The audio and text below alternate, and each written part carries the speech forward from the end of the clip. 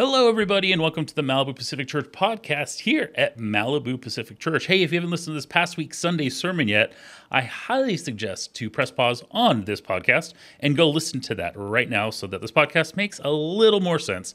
But again, we're not going to tell you how to live your life, and you're already here listening to this amazing podcast. We got Andy here, everybody. Hey, everybody. How you doing? Yeah, and it's me, Joel. So, hey, we're going to be dissecting week number 6. That's right. Yeah. How to be happy. Man, we're talking a lot. Hopefully we're getting closer.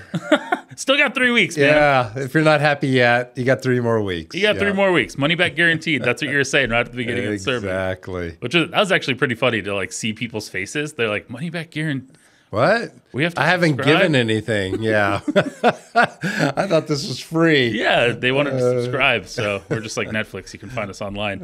All right, so let's dive into it. This past week, we had a really awesome professor, Charlie, coming in, talking about happiness during the first and second services. Yes, we have 2 services again. We got to pump it. 9:30 and 11 o'clock on Sundays. 2 services. Choose which one, because, there's the one's better. That one That you go to. That one you go to is better because you're there. But we had Charlie there, and how was it? Because you guys were, in your office for like a solid, was it like an hour or so, half hour? I can't wait to read his whole dissertation. Yeah. On it, but it's just interesting that he mentioned that this is exactly what he's working on as far as getting his PhD. Mm-hmm. And he said, "No, you're right on the money. I mean, this is what I'm finding. This is what I'm discovering." Yeah. For my PhD and research on joy and happiness, and he does distinguish joy and happiness a little bit. Mm-hmm. I guess we could also. I'm also trying to say that happiness is actually a joy. In other words, it's not determined by our circumstances, which is what he's finding. But we're just using the word happy. Mm-hmm. I think that can be misguided a little bit. Like, I have a fuzzy feeling, or I'm happy when I eat Taco Bell, or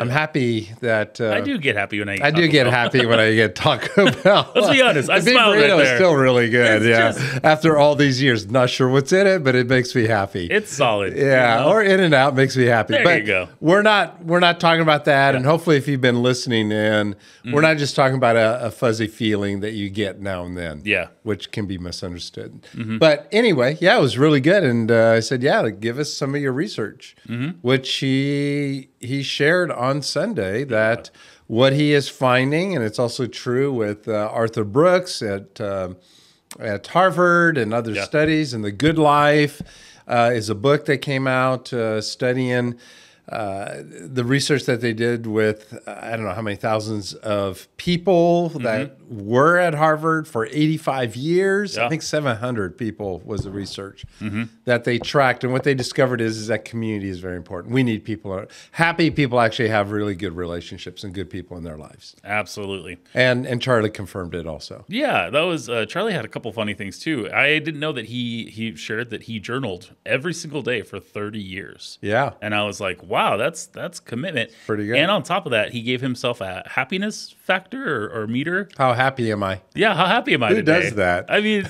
that's for 30 years. He's an economics major. So that's why. He mentioned that. I was like, I was trying to get the connection with economics major and happiness. But they love to research and they love to...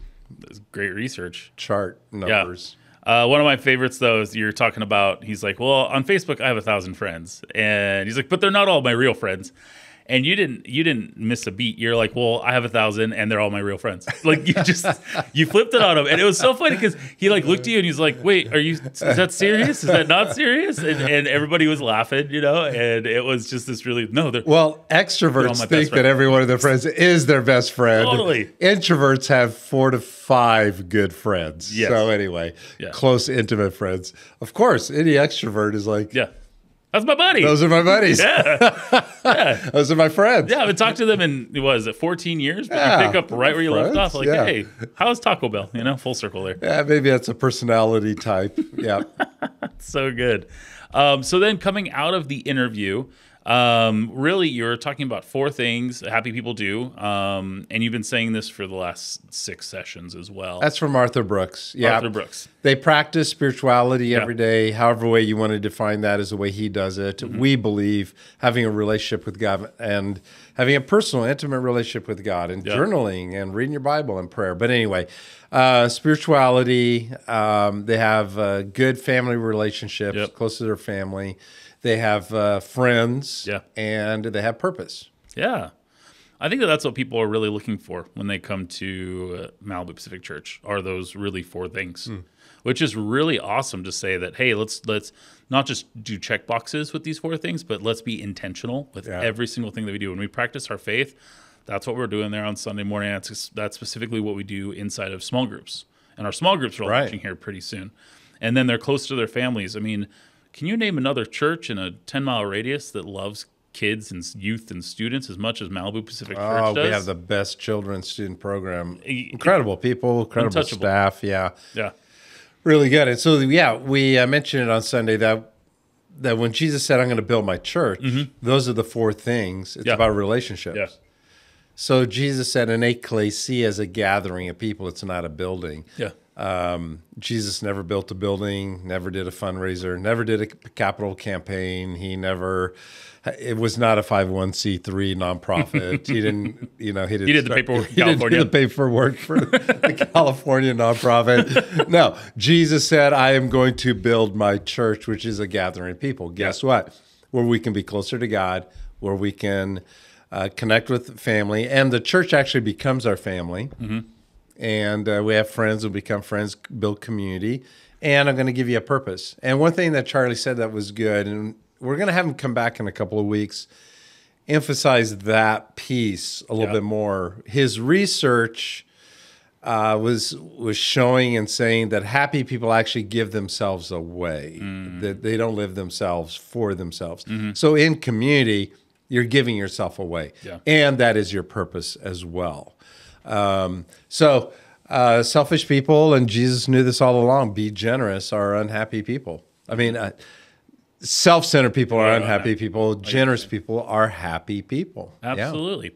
Well, I was talking with somebody as well, and that 4th, you talk about having friends, and that's something that I love about Malibu Pacific Church. It just feels like family and friends everywhere. I mean, that's just part of the culture. And I think that's something that has been emphasized so much in these last 5 years or so, is that it's not just the 1-hour service. It's about what happens on the patio. It's what happens after the patio. It happens, the other 168 hours in the week. There you go. I think that's what it is in a week. Yeah. And emphasizing the friends, but they get meaning from their work. And I was talking with somebody who is retired, and he was saying, I used to get a lot of meaning from my work.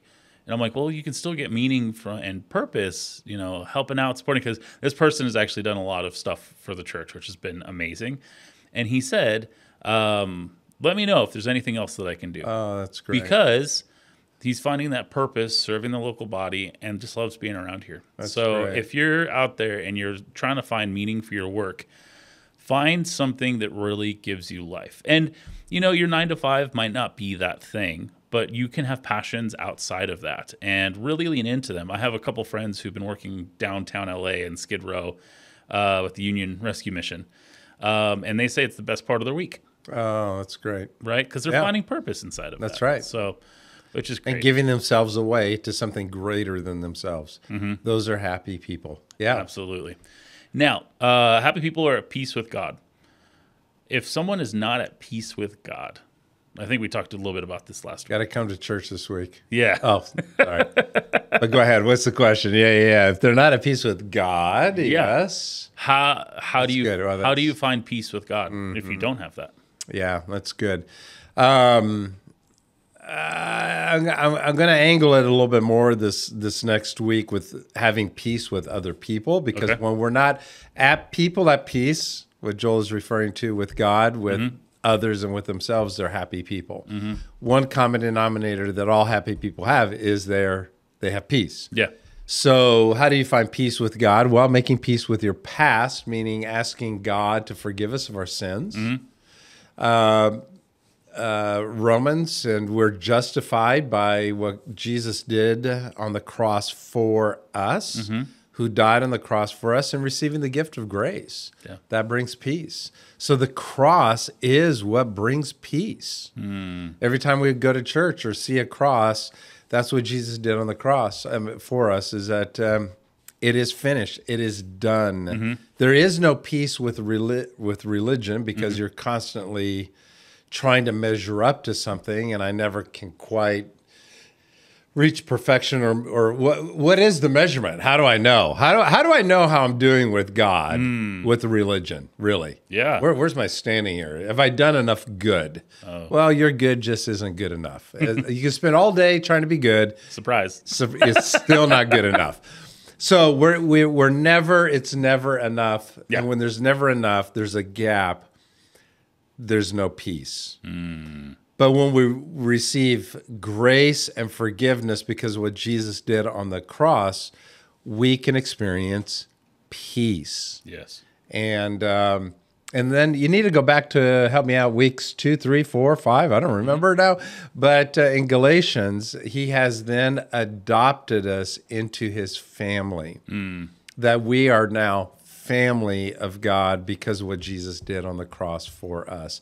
Not based on what we have done, but simply we are sons and daughters, and we are accepted, we're justified, we are in right standing with God because of what Jesus did on the cross for us. Yeah. So that brings peace. So if somebody's not at peace with God, there's nothing you can do except receive it. Receive the gift of forgiveness. Absolutely. And make peace. That's kind of what we say. Yeah. Don't we say that on our deathbed? Somebody needs to make peace. Yeah. With God or somebody, with your family, with God. Yeah. These are your last moments. This is your chance. Your last rites. This is your last rites to make peace. Yeah. We even use that language. But there's no reason to wait until our deathbed. We can do that now. I totally agree. And that's the good news of Jesus Christ. Yeah. Yeah, and you mentioned that in the first sessions as well, that nobody's going to be, bring me my my car so that I can, right. One of my favorite memes is, there's this guy on his deathbed. He's like, I wish I spent more time yelling at people on Instagram. I wish I'd done that. Yeah. No, never. So that's a great question. Because I think if you're not at peace with God, you're actually fighting other people.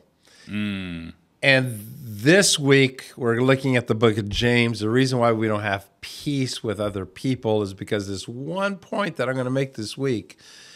But at the end of the day, we're angry. And we didn't get what we wanted. We didn't believe that God gave us what we wanted. People didn't give us what we wanted. We're mad. So got to come to church this week. But there you go. When we make peace with God, there is peace in other areas of our lives. Yeah. That's so good. One of my favorite sayings, and I've heard you say it 50 plus times now, which is awesome because it's kind of ingrained into my brain, is our friends determine the direction and quality of our lives. That's from our Orange curriculum. Just so you know, that's our curriculum with our children's ministry. I love that statement. Yeah. It's an amazing statement. Yeah. And I think that's something that resonates every time that it's said here too, because people want to ask about their relationships, their quality and friends, because it's so true. Our friends do determine the direction and quality of our lives. Yeah. I was hanging out with friends on Sunday afternoon, and that quote literally came into my head, and I'm like, wow, my friends make my life better. Yeah. And they also ask the right questions. That's good. And check in and those types of things. And I'm hoping I'm doing that same thing with all of them as well. That's good. So That's good. Finding community here is very, very important.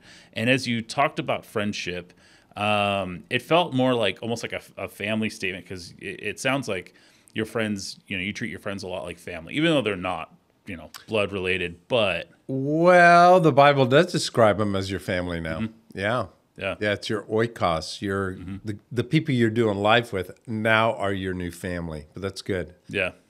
And so you went off of 3 different things with friendship, with enjoyment, acceptance, and mutual concern. Yeah. I was not expecting number 3, the mutual concern.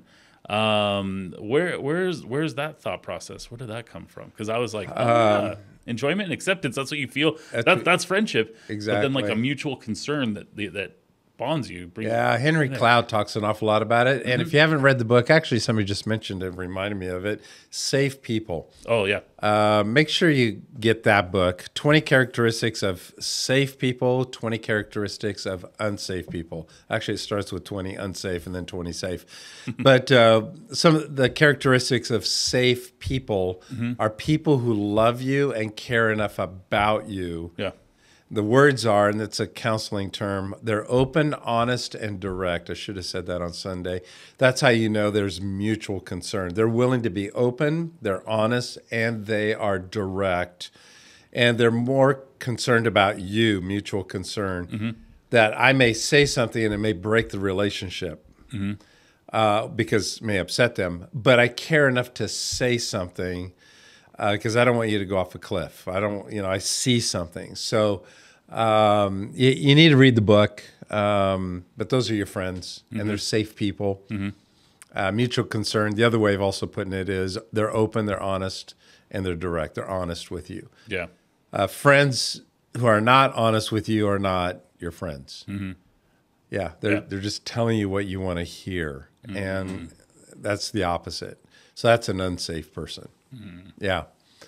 All right. And then as you were landing the plane, if you will, I don't know why I say ship, but that's funny. Landing the plane, you put up a really great image of a football player. Yeah. So where did that? Yeah. What was literally the Greek translation? Yeah. No, it says to reach out. Yeah. And I have Logos Bible study. So anyway, it's like reaching out to something and pulling it in. And some of the commentaries actually say it's kind of like a football or kind of like a ball, or you're reaching out to get something and bringing it in. Yeah. Like catching a football. And it's a perfect analogy now for the football season that we're in right now. Football season just kicked off, so it was perfect there. Yeah.